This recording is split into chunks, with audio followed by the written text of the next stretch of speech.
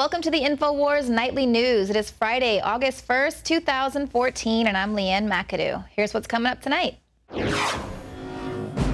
Tonight, the American people shout down the GOP leadership on immigration, melting down the Capitol Hill phone lines. Then, will a pandemic or the threat of one be used to create martial law? And 911, what's your emergency? It's my ex who's trying to break in.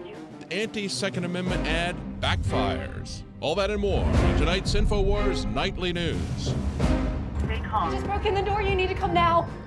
Well, Congress was set to vote on House Speaker John Boehner's border bill yesterday. It was a bill that most there in Congress thought was going to actually do more harm than good, but they wanted to vote on something, so it seemed like they were doing anything to help this immigration crisis before their 5-week vacation. However, America called in, melted down the phone lines on Capitol Hill, demanded their voices to be heard, and then this led to leading conservatives sitting down with representatives of the House leadership to go ahead and hammer out the outline of a revised plan, take it back to the bargaining table.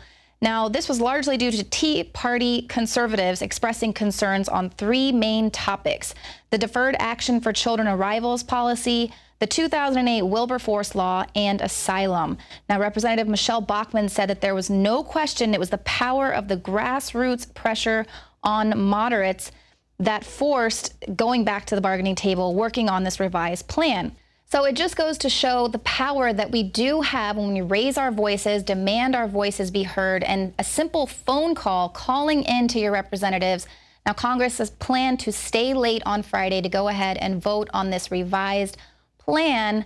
But of course, it's kind of playing politics because nothing can really happen with this since the Senate has already adjourned. So basically what the Republicans are hoping is that by them passing this bill or voting on this bill, that it's going to put the pressure now on the Senate and say, see, you guys didn't do anything before you went on vacation. But of course, Democrats just probably adjourned knowing that Obama was going to go ahead and use his pen anyway. Now, while Congress is going to be out on vacation for 5 weeks, this continual flow of illegal immigrants is just continuing to rush the border. And we actually have exclusive footage down there at Karnes City, Texas today. They are already being bussed into their new detention facility that has beautiful flat screen TVs and barbershops and swimming pools and all sorts of lovely amenities for these residents of the suites. Now, mind you, Karnes City is right near San Antonio, Texas, which on any given night has about 3,000 homeless people in the city. So, of course, those homeless people aren't being bused to these detention facilities and giving a nice hot meal and flat screen television. But of course, this is just becoming the new norm.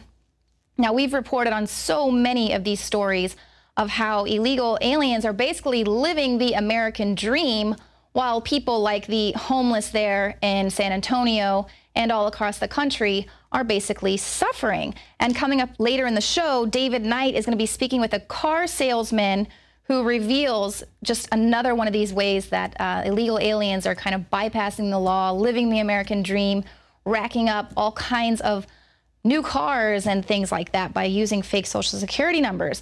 Now, back to Obama's magic pen. He signed another executive order today, and this one is going to allow for the detention of Americans with respiratory illnesses.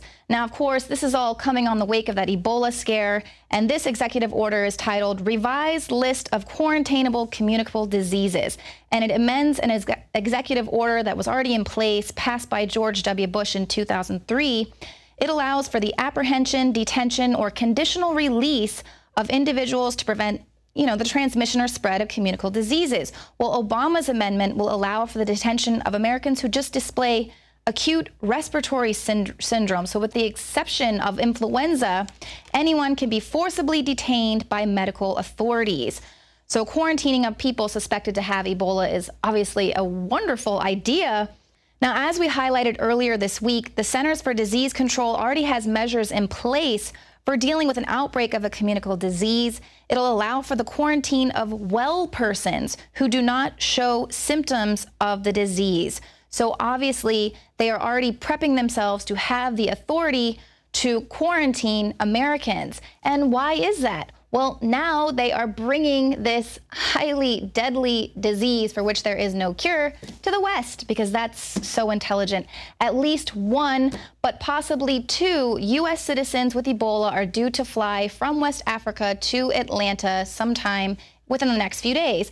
Now, this is Dr. Kent Brantley and Nancy Wright-Bowl. They are said to be in grave condition, and they are going to be treated with an experimental drug once they get there. Obviously, Ebola is a highly contagious, communicable disease.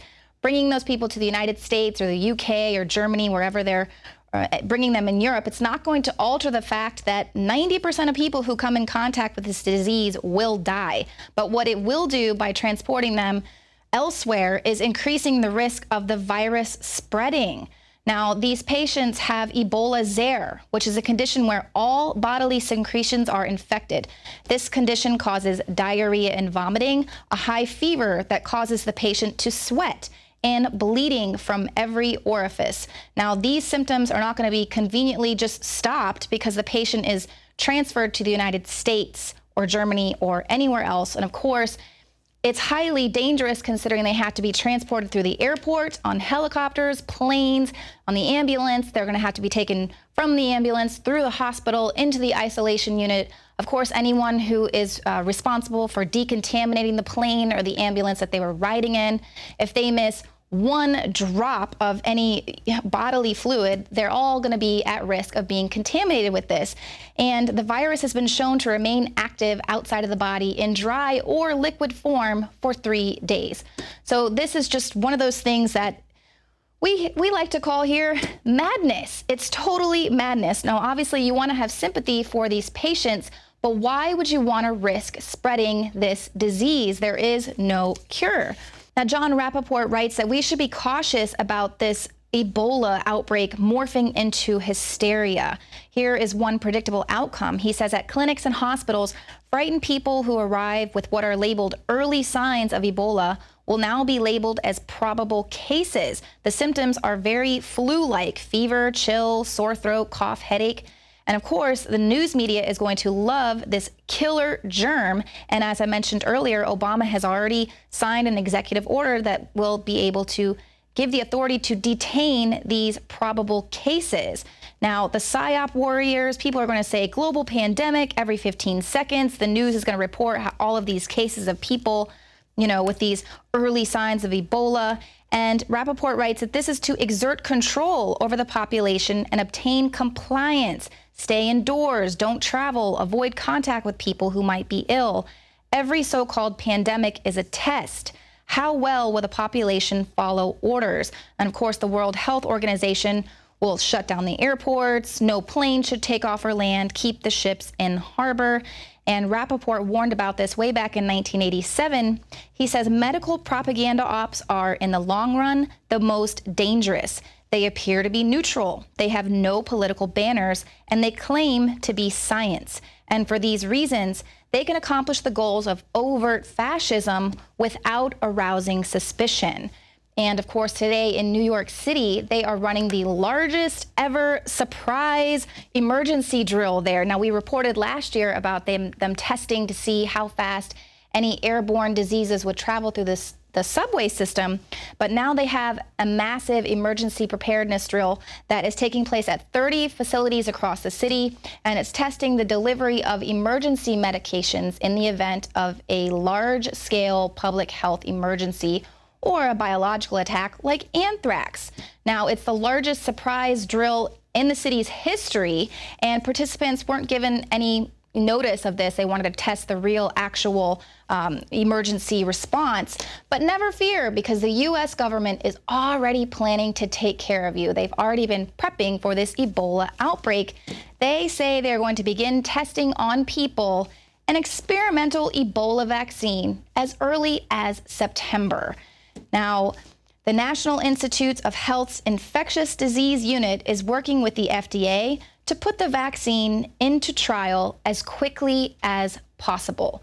Now, what could possibly go wrong? We've already heard, the experimental H1N1 was causing a lot of pregnant women to have spontaneous abortions. and that was in the thousands here with H1N1. We know the flu vaccines, they cause the flu or flu-like symptoms. So could this experimental Ebola vaccine cause Ebola-like symptoms? Or is it basically going to be like the opening scene of The Walking Dead or any other zombie movie you've ever watched ever in the history of zombie movies?